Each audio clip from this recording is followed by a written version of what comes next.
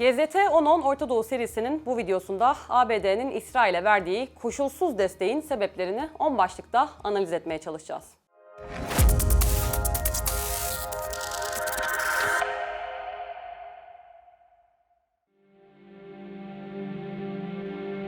Yahudilerin dini bayramı Yom Kippur'a denk gelen 6 Ekim 1973 günü Mısır ordusu, İsrail'in 1967 yılında ele geçirdiği Süveyş kanalının doğu kıyısındaki mevzilerine koordineli bir saldırı başlattı. Şaşkın ve hazırlıksız İsrail ordusu büyük bir bozgun yaşadı ve bir süre toparlanamadı. İsrail 9 gün sonra karşı saldırıya geçebildi ve bazı kazanımlar elde etse de hem Suriye hem de Mısır karşısında önemli insani ve mühimmat kaybı vermişti. 18 Ekim günü İsrail, ABD'den 850 milyon dolarlık silah ve mühimmat yardımı talep etti. Aslında Amerika 10 Ekim'den itibaren İsrail Hava Yolları'na ait uçaklarla, 12 Ekim'den itibarense kendi askeri uçaklarıyla İsrail'e askeri yardım yolluyordu. Ve bu yardımlar sayesinde İsrail, Mısır ve Suriye'yi durdurabilmişti. Takip eden 6 gün içinde ulaşım masrafları dahil Amerika'nın İsrail'e yardımı 800 milyon dolar civarındaydı. 18 Ekim'de İsrail yeni bir askeri yardım istiyordu. Dönemin ABD Başkanı Richard Nixon, İsrail'in talep ettiği yardım miktarını yeterli bulmadı ve Amerikan Kongresi'nin acil olarak onaylayacağı yardım miktarını tam 2,2 milyar dolara çıkardı. Yardımın büyüklüğünü daha iyi anlamak için aynı yıl Türkiye'nin askeri harcamalarının toplam tutarının 500 milyon dolar, Mısır'ın ve Suriye'nin toplam askeri harcamalarının ise 620 milyon dolar olduğunu not edelim. Bu olay Amerika'nın İsrail'e olan desteğinin neredeyse aşkının çarpıcı bir örneği olarak tarihe geçti. Tek örnek bu değil. Öncesi de sonrası da ABD'nin İsrail'e dillere destan desteğinin çarpıcı örnekleriyle dolu. Nitekim yaklaşık 20 yıl sonra dönemin İsrail Başbakanı Yitzhak Rabin, Amerikan Kongresi'nde yaptığı konuşmada şu cümleleri sarf edecekti. Sizlere müteşekkiriz, hatta daha ötesi. Hiçbir kelime Amerika'nın harikulade insanlarına bize verdikleri, tarihte eşi benzeri olmayan cömert destek, anlayış ve işbirliği için duyduğumuz minneti ifade edemez. ABD'nin İsrail'e askeri desteği salt 1973'ten ibaret değil. İsrail'e askeri yardımlar 1946 yılına kadar uzanıyor. Amerikan Bilim İnsanları Federasyonu'nun hesaplamalarına göre 1946'dan 2023'e kadar Amerika İsrail'e enflasyona uyarlanmamış güncel rakamlarla toplam 114,4 milyar doları bulan askeri yardım yaptı. Yine bu yardımın büyüklüğünü anlamak için Türkiye'nin 1949'dan 2022'ye kadarki dönemde toplam savunma harcamalarının enflasyona uyarlanmamış güncel fiyatlarla 466,5 milyar dolar olduğunu söyleyelim. ABD'nin İsrail'e yardımları salt askeri alanla da sınırlı kalmadı. 1946'dan 2023 yılına kadar Amerika İsrail'e 34,3 milyar doları bulan iktisadi yardım da yaptı. Askeri ve iktisadi yardımların yanında ABD İsrail'e koşulsuz diplomatik destek de veriyor. 1945'ten 2023'e kadar Birleşmiş Milletler Güvenlik Kurulu'na İsrail-Filistin sorununa ilişkin toplam 36 karar taslağı geldi. Bu 36 karar taslağının tamamı kurul tarafından reddedildi. 34'ü ABD vetosu, diğer ikisi ise Rusya ve Çin'in ortak vetosu ile. ABD İsrail'e olan desteğinin bedelini de ödüyor. Maddi olarak 1949'dan 2023'e kadar yapılan enflasyona uyarlanmamış güncel rakamlarla 158 milyar doları bulan maddi bir bedel. 1973 yılında Nixon'ın İsrail'e yardım miktarını 2,2 milyar dolara çıkarmasının ardından ABD'nin hatta bütün dünyanın ödediği petrol krizinin bedeli. Bunun dışında ABD'nin İsrail'e olan desteği özellikle Orta Doğu'da ABD karşıtı propagandanın en kritik unsuru. Dönemin İran dini lideri ve devrimin yüzü Ayetullah Ruhullah Humeyni için İsrail, ABD'nin Orta Doğu'daki yolsuz kolonisiydi. Yine Humeyni'ye göre ABD büyük şeytan, İsrail ise küçük şeytandı. Yaklaşık 20 yıl sonra El-Kaide lideri Usame Bin Laden ise ABD'nin Irak'a karşı sürdürdüğü saldırganlığın bir amacının da İsrail'e hizmet etmek için olduğunu iddia edecekti. Bin Laden'e göre İslam'a karşı yürütülen savaşı Haçlılar ve Yahudiler yürütüyordu. Sosyal medya mecralarında paylaşılan bir video var. Video, o dönem Delaware eyaletinin senatörü, hali hazırda ise Amerikan başkanı olan Joe Biden'ın 1986 Mayıs ayında Amerikan Kongresi'nde yaptığı konuşmadan. Amerika'nın İsrail'e her yıl yaptığı 3 milyar dolarlık askeri yardımı savunduğu konuşmasında Biden şöyle diyor: Orta Doğu'ya bakarsanız İsrail'i destekleyenlerimizin, ki burada çoğumuz İsrail'i destekliyor, bu desteğimiz için mazeret beyan etmeyi bırakması gerekiyor. Herhangi bir mazeret bulmamıza gerek yok. Hem de hiç. Bu bizim yaptığımız yaptığımız en iyi 3 milyar dolarlık yatırım. İsrail olmasaydı Amerika bölgede menfaatlerini korumak için bir İsrail icat edecekti. Peki neden böyle? İsrail'in Orta Doğu'da ABD'nin stratejik menfaatlerine hizmet ettiği, İsrail'e olan desteğini açıklamak için öne sürülen en yaygın iddia. Bunun gerçekliği de yok değil. İsrail, güneybatısında Mısır, kuzeydoğusunda Suriye gibi ABD'nin Soğuk Savaş boyunca rekabette olduğu Sovyetler Birliği tarafından desteklenen ülkelerdi. Bu iki ülkeye karşı ABD'nin İsrail'i desteklemesi Soğuk Savaş mantığı içinde izah edilebilir bir durumdu. Nitekim Soğuk Savaş'ın ardından birçok ülke ABD için stratejik önemini kaybetti. Ancak bu İsrail söz konusu olduğunda olmadı. ABD'nin İsrail'e desteği Soğuk Savaş dönemi sonrasında da devam etti. Artık İsrail Soğuk Savaş döneminde sahip olduğu stratejik öneme sahip olmasa da bu destek El-Kaide, Hizbullah, Hamas gibi yeni düşmanlar yaratsa da Suudi Arabistan ve diğer Körfez ülkeleri başta olmak üzere ABD müttefiki ülkelerin rejimlerini halkları katında zor duruma düşürse de. ABD'nin özellikle Orta Doğu'ya yönelik dış politikasını şekillendirmek ve ülkenin İsrail'e desteğini sürdürmek için çalışan güçlü bir aktör daha var.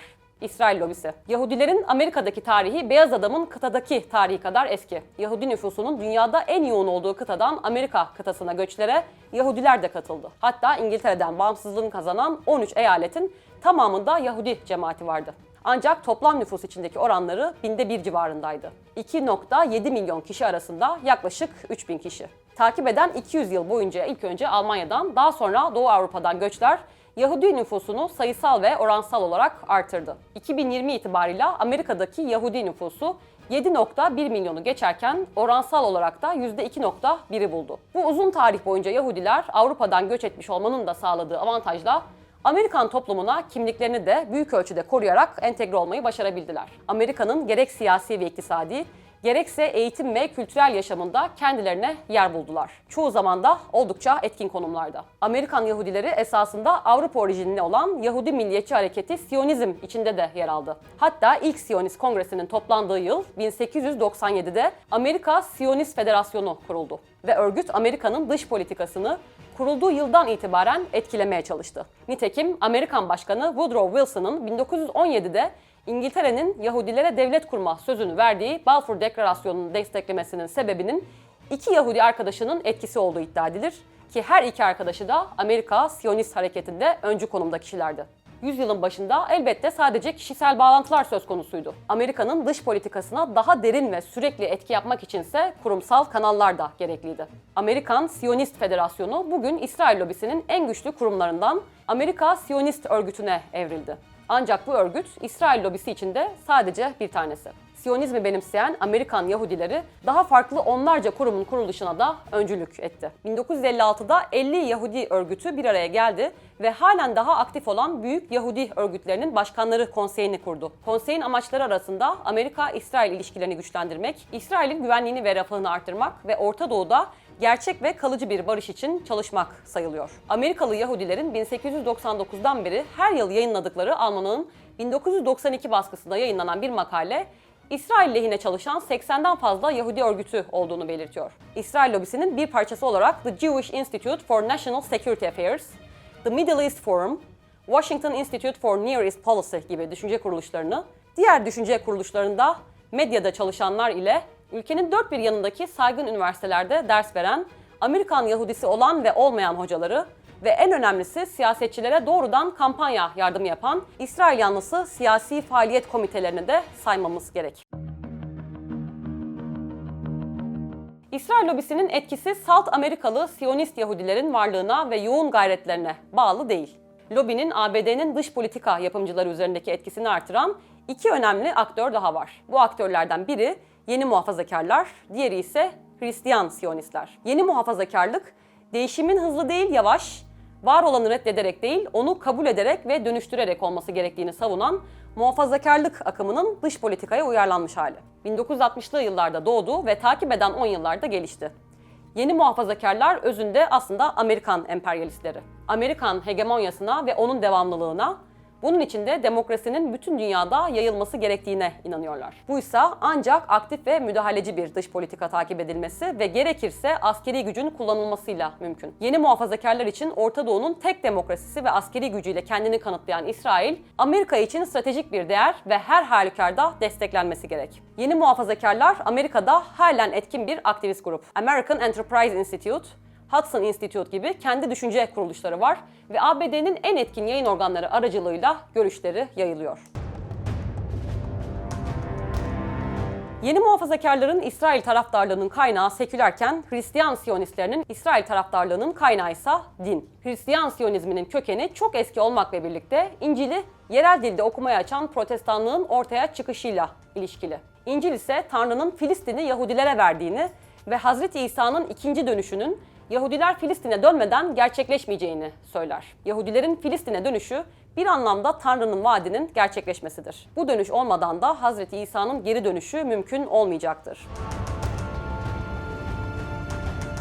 Hristiyan Siyonizmi güçlü bir akım olarak 19. yüzyılda İngiltere'de ortaya çıktı ve oradan Amerika'ya yayıldı. 1948'de İsrail'in kurulması ve 1967 6 gün savaşlarında İsrail'in kazandığı ezici askeri zafer, eski ve yeni ahitin verdiği haberin gerçekleşmesi olarak yorumlanır. Özellikle Hristiyan evangelikleri arasında taraftar bulan Hristiyan Siyonizmine göre İsrail'e her türlü desteği vererek Amerika tarihin doğru tarafında, Tanrı'nın tarafında olacaktır. Hristiyan Siyonistleri de Amerikan dış politikasını İsrail lehine etkilemek amacıyla Christians United for Israel, The National Christian Leadership Conference for Israel, The Unity Coalition for Israel, Christian Friends of Israeli Communities gibi örgütler kurmuş ve İsrail lobisine neredeyse kayıtsız şartsız destek vermiştir.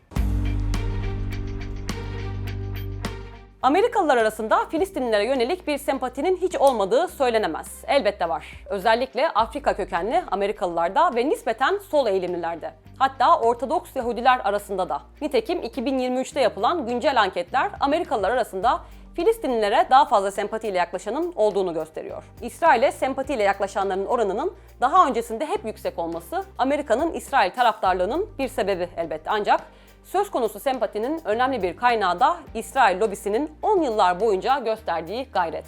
Benzer bir gayreti gösteren, istese dahi gösterebilecek bir Filistin, hatta Arap lobisi ise yok. Suudi Arabistan ve Birleşik Arap Emirlikleri'nin son yıllarda ABD'deki lobi faaliyetleri daha çok kendi ülke menfaatlerini korumaya ve ona hizmet etmeye yönelik. Amerika'da Filistin'e, hatta kendi ülkelerine yönelik benzer çapta ve derinlikte bir sempatiyi yaratabilmeleri içinse çok daha fazlası gerek. GZT 10-10 Orta Doğu serisinin bu videosunda ABD'nin İsrail'e verdiği koşulsuz desteğin sebeplerini 10 başlıkta analiz etmeye çalışacağız.